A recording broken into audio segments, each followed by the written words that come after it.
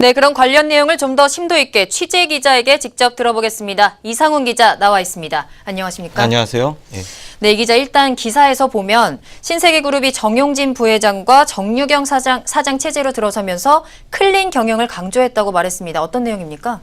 예, 그것이 바로 정재은 명예회장이 내건 가치인데요. 신세계그룹은 범삼성 출신답지 않게 유일하게 대관 업무나 대관팀이나 정보팀을 운영하지 않습니다.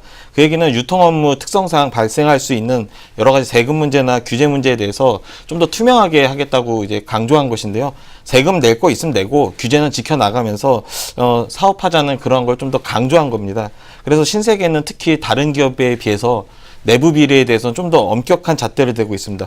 특히 금품 수수 같은 것이 발생할 경우에는 좀 더 직원에 대해서 강하게 처벌하는 편입니다. 네, 그렇군요. 그런데 신세계그룹, 그러니까 이마트나 신세계백화점은 이런 내부 비리에 어떻게 대응하고 있나요? 지난 2000년에 윤리경영을 선포하면서 신세계그룹에 만연했던 내부 비리를 뽑겠다고 의지를 좀 강하게 내비쳤습니다. 네. 그리고 2002년에는요, 우리나라 기업 최초로 윤리경영 백서를 발간하기도 했습니다. 그 결과로 직무상 입점업체나 하청업체로부터 10만 원 이상의 금품을 수수하는 경우에는 최고 면직에 가까운 징계를 처분하기도 할 수 있을 정도로 규정이 이제 명문화되어 있습니다. 네. 그 이후에 또 상납 비리가 몇 차례 발생했을 때 강력한 검사 기능으로 경쟁사에 비해서는 좀 더 강도 높은 징계 처분이 내려지면서 조직 내 비리 근절에 대해서 나선 바 있는데요.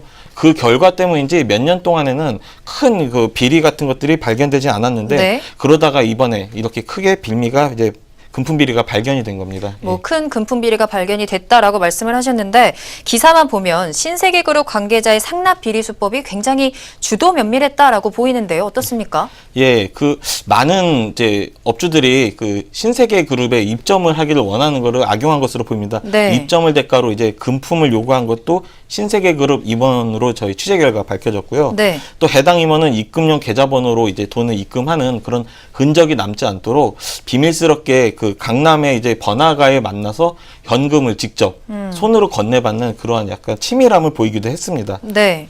예, 그렇게 해서 입점업체와의 입점 약속은 또 계속 지켜졌고요. 돈을 받고 입점업체는 계속 입점이 되는 그런 어둠의 커넥션이 여러 차례 유지된 것으로 확인됐습니다. 그렇군요. 대단하네요. 유통업체의 고질적 상납 비리가 먹이사슬의 최상층부에 있는 신세계그룹에서 버젓이 일어나고 있다. 선뜻 이해하기는 힘든 일이지만 일단은 알겠습니다. 그렇다면 이제 신세계는 앞으로는 어떻게 하겠답니까?